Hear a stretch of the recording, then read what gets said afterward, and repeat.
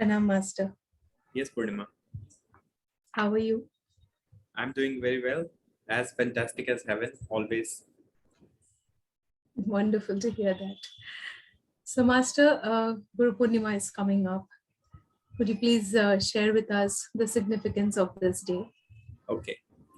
See, the word Purnima, when we say the Purnima simply means full moon. So, Purnima means Purnima or moon's full power, full strength. So, when moon comes into the full strength, that is what full moon is. That is called Purnima. Like the day star is sun. So sun is in the full power when it's the day, and when it's the night sky. So moon on full moon is in the full power, and then when it's a no moon, then the stars are in the full power. So these are like three different powers in the sky, which is just like the baking of the beings on earth.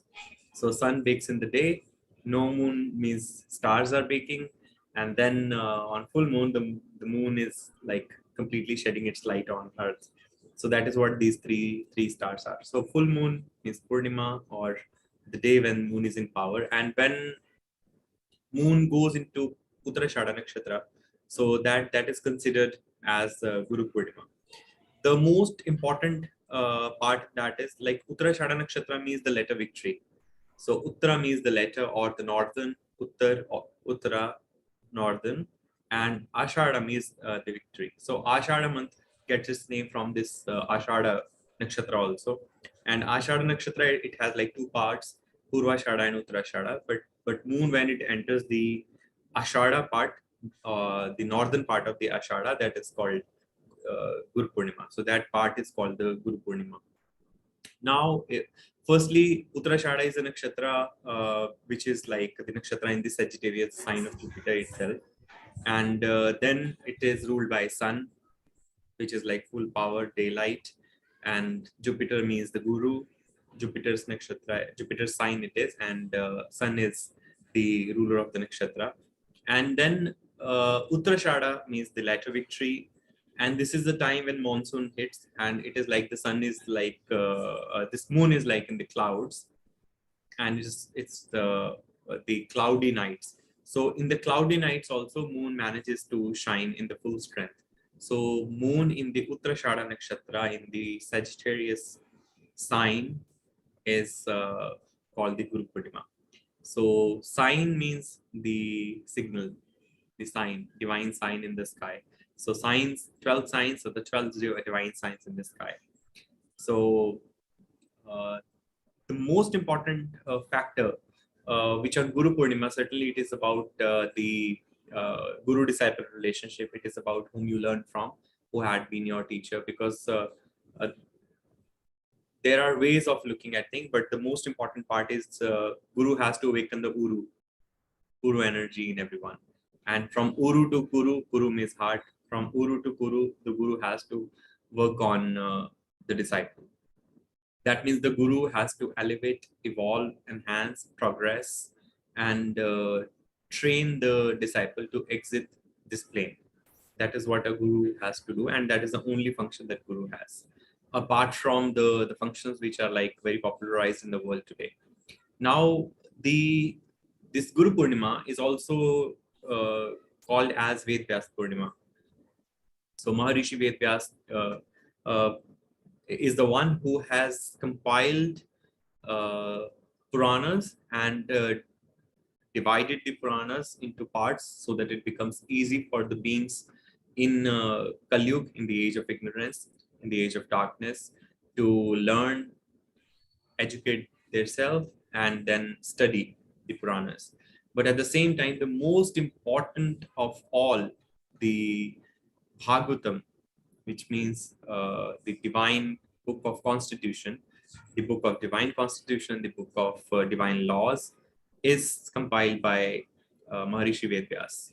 So, which is the bigger role he played in at the end of Dwapar.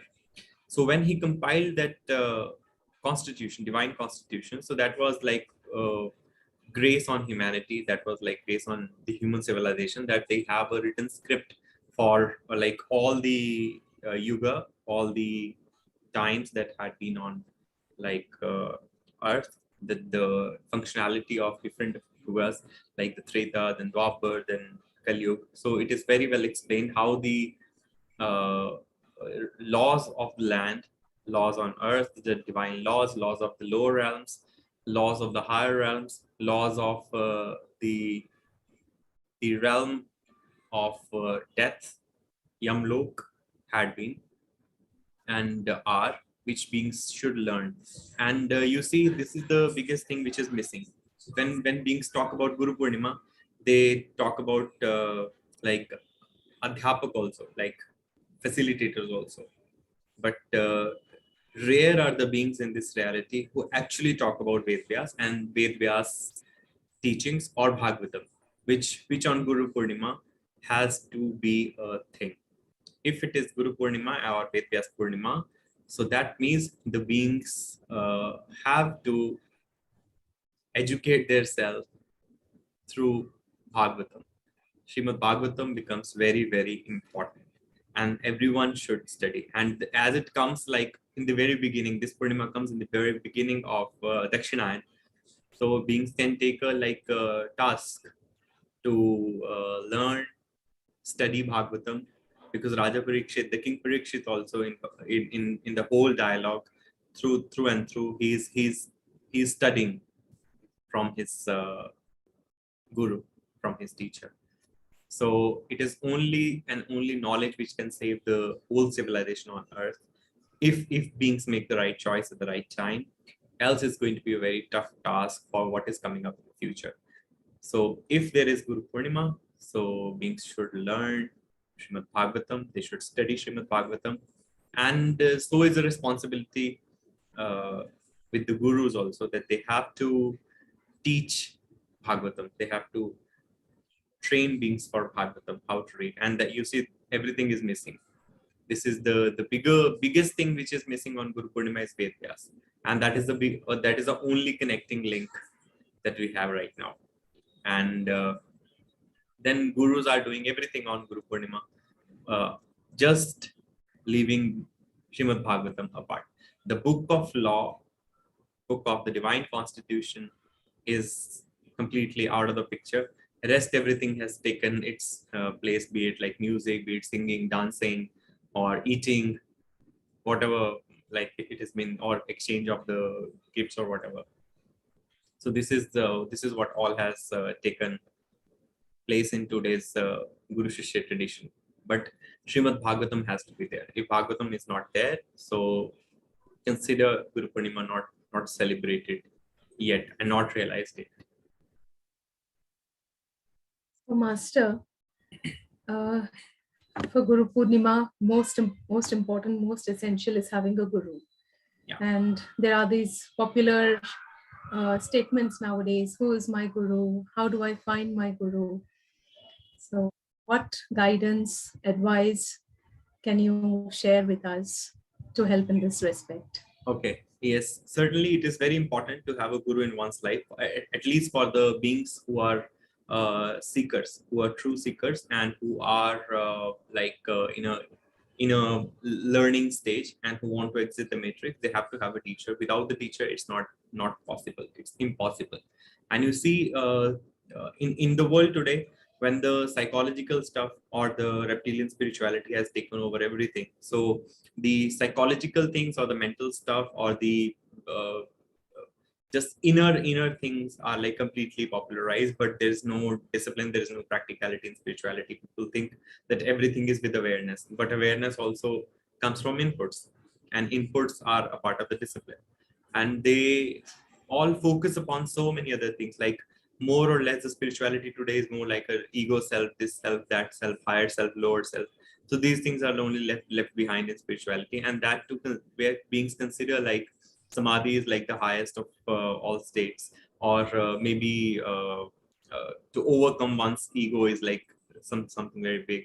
But there are more matters in this reality, more things which has to be explored, which are seen and unseen both.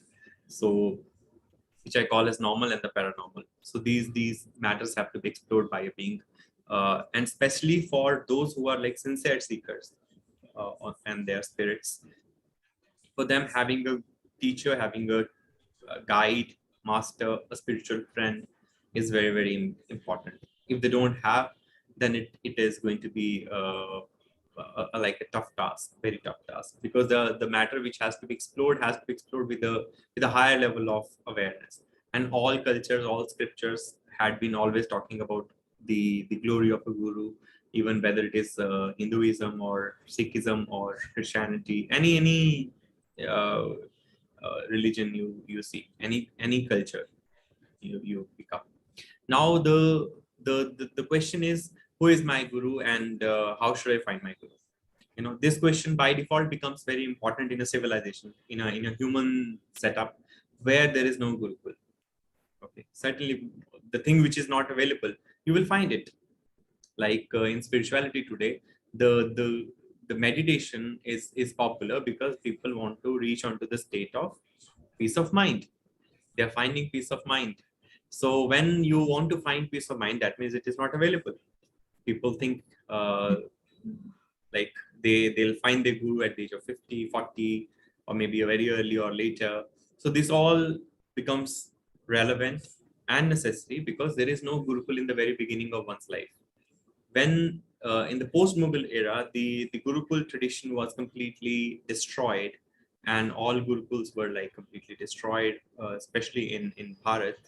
So now now we have reached on to a point where the new age Conventian education system, the draconian education, the Macaulay system of education has taken over everywhere.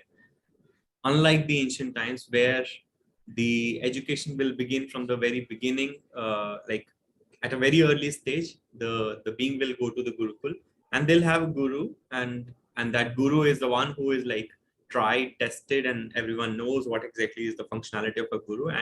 And that guru has a level of awareness, level of consciousness, his divine symbology, and his knowledge is up to the mark, and the beings will know. Not like the world that we have today, that beings have no awareness at all. Beings have no awareness what is happening in the visible world, and they think like they'll gain something like above the physical world without dealing with it. Okay, without facing what is happening on the physical plane. Because if your two physical eyes are not working, so the third eye also will not work. So firstly, one has to train oneself to see what is in the seen world, in the physical earthly world. So one trains himself or herself firstly for the physical world, how to deal with it, and dealing with the matrix, and getting oneself free from this physical matrix, and then evolving out of it, and then moving forward. And that had been the training in the ancient times, which one has learned over a period of time, like for 18-20 years, living in the gurukul itself. But when the gurukul system is not there, so one has to find out who is my guru, when will I meet my guru. And then the statements like, when the disciple is ready, the master appears.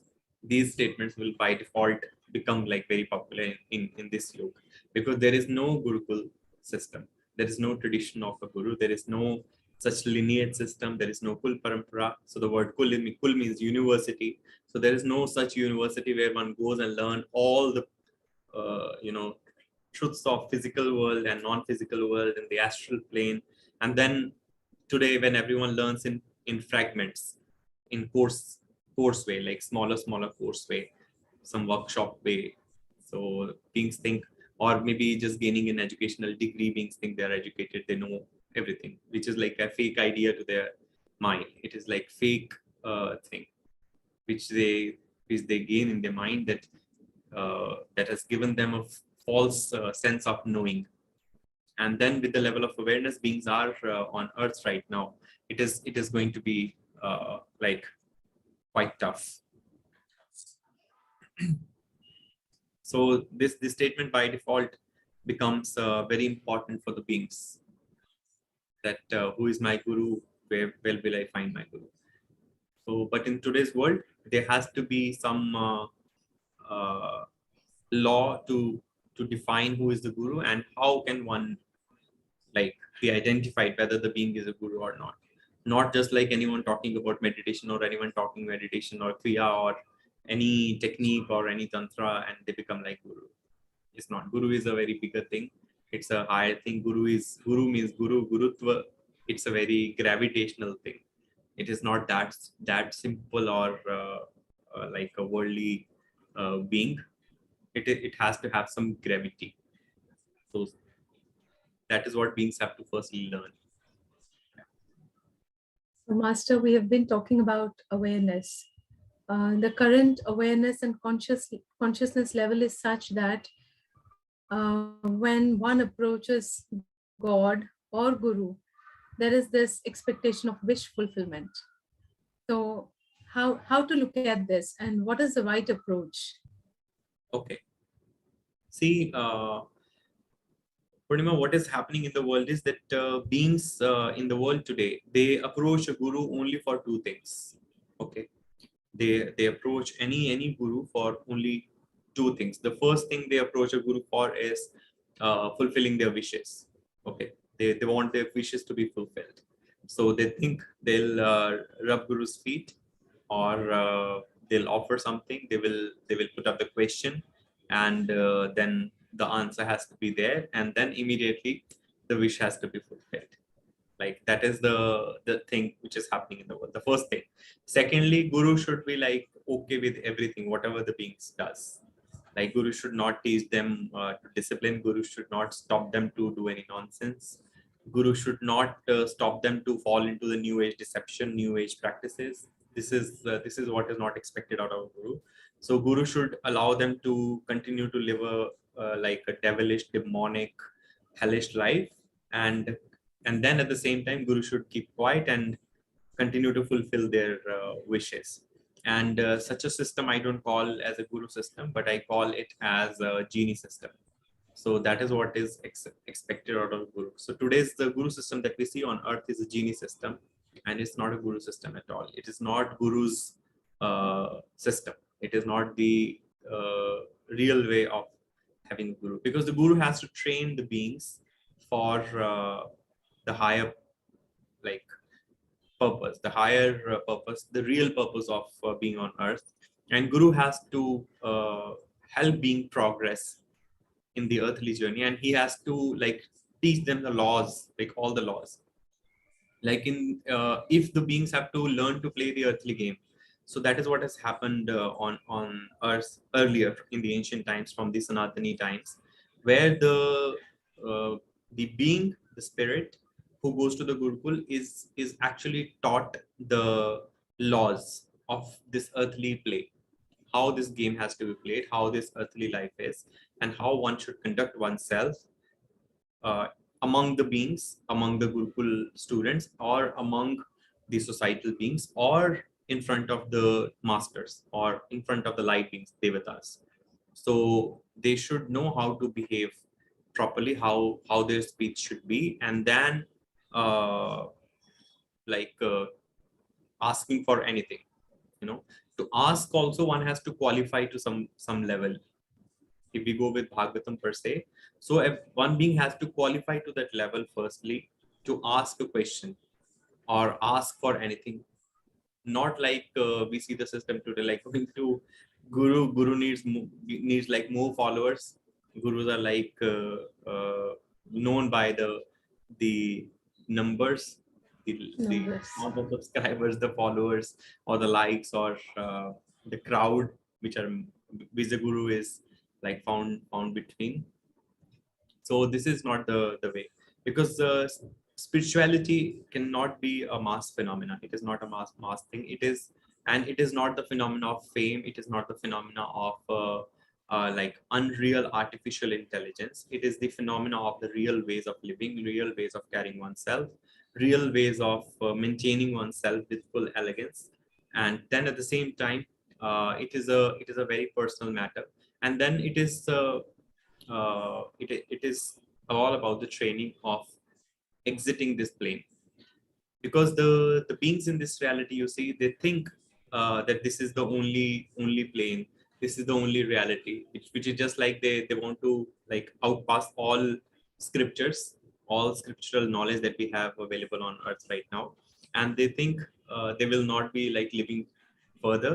And then at the same time, because the dichotomy comes when they continue to repeat a statement that I am Atma, I am Atma, I am God, everyone is God.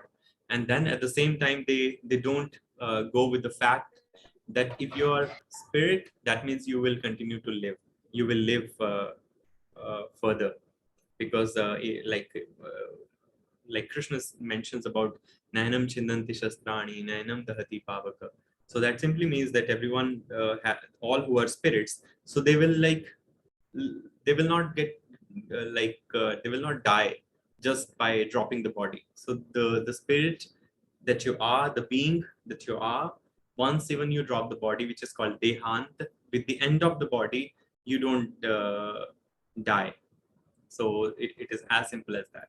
So that means if you don't die, and you'll be moving forward, even you will exist even after dropping the body here on earth. So that means you'll be facing something. Okay, so you'll be facing something, and you will be like posed with certain things, whatever, let's say good or bad, leave it on the being itself.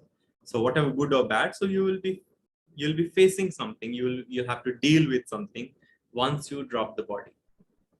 So beings should know that whatever is mentioned in Garud Puran or in Bhagavatam, so even Krishna says to Arjun, okay, so those things are already explained in so many other cultures as well, even in the Chematics, even in the Christianity. So they have all explained, even in the Buddhism. So they have all explained these existence of life thereafter as well, that how it is going to continue facing the challenges, even if they drop the body here on the earthly plane. But the being have to learn, being have to discipline, learn, behave, progress, evolve. And if the being doesn't do that, so there are more things waiting for the being when they come out of the body. So spirit means the continuity of life.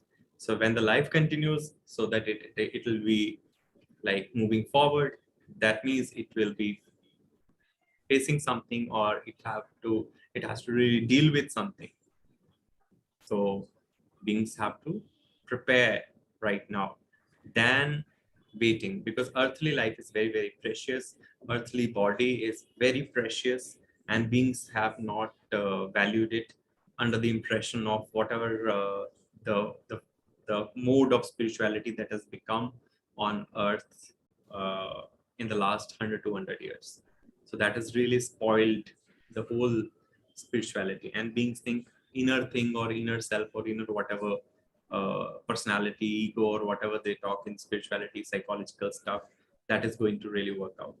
So that is not going to work, because beings, whether agree or they don't agree, but they have to face the wrath here and then afterwards, if they don't correct their self today. Yeah. So, Master, on Guru Purnima, what is the appropriate righteous approach to honor one's Guru, to offer gratitude, respect, and is there any specific discipline or practice to be done on this day? Okay. See, there are simple things. So it is just a day, like I said, one day, but otherwise it is just like you know, a day which has to be like every day. It has to be practiced like every day on earth when we are here. And one day gives you like a more boost up. It should give you more zeal to reboost your practice, reboost your discipline. It should give you another like motivation from within. It should inspire you from within, so that you do more things than just waiting for another Guru Purnima to come and only do the things. So let's call it like a day of renewing the subscription. Okay, let's call it like that. So we can call it like a day to renew the subscription towards the Guru Shishya Parampara, towards the the lineage of Guru into a Gurukul, So we can call it like that.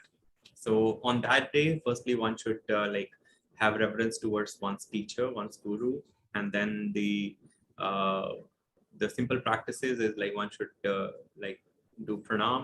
One should learn to do pranam properly. Then one should like go into the nature.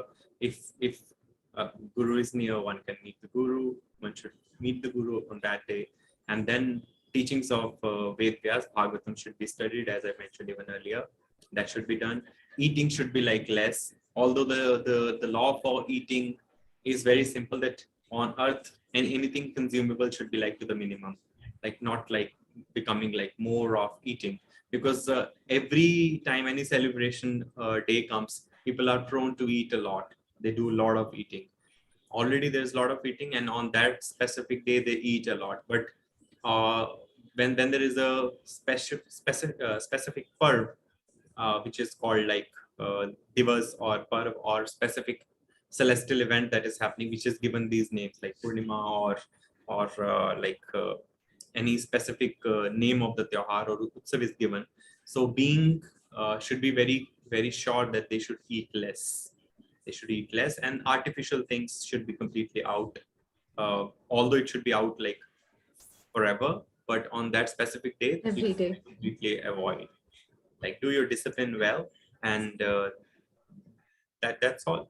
That is what brings the awareness to the higher level. And then sit in the full moon as well. One can meditate in the full moon. That is very important. And meditating in the full moon, and then remembering the guru's teachings, and then practicing the discipline that guru has given. One can do that. That helps evolve the spirit, and that is the right way of celebrating. Like that's the spirit. Thank you, Master, for the guidance. And one more thing, you have written a beautiful book, Shishya Gita. I mean, for us, you are an exemplary Shishya as well as an exemplary Guru. So could you please share some nuggets of wisdom that you have written in the book? Okay. See, Shishi Gita, when I wrote in like 2018, I wrote Shishi Gita.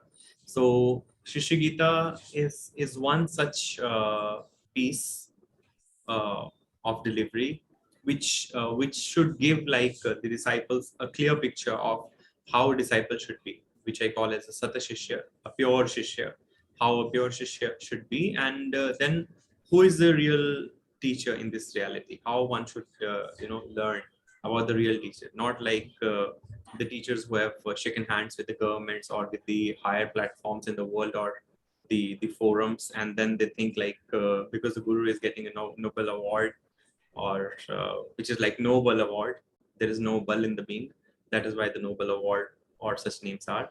So these awards are for the wards, these are not for the grown up beings.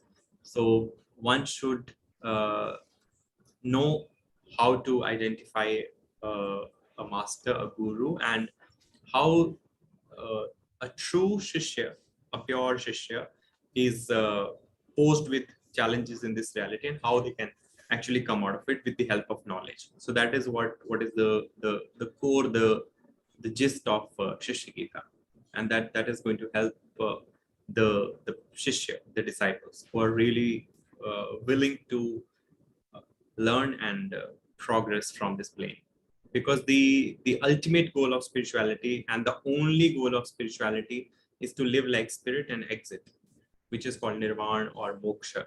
So the whole life of a sincere seeker can be a celebration if with the real being.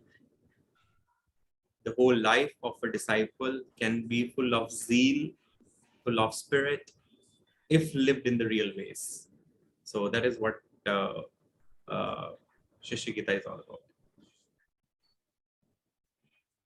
Thank you so much, Master, for sharing your beautiful words and giving us some guidance for this beautiful Parva, Guru Purnima. Very grateful to you. Pranav.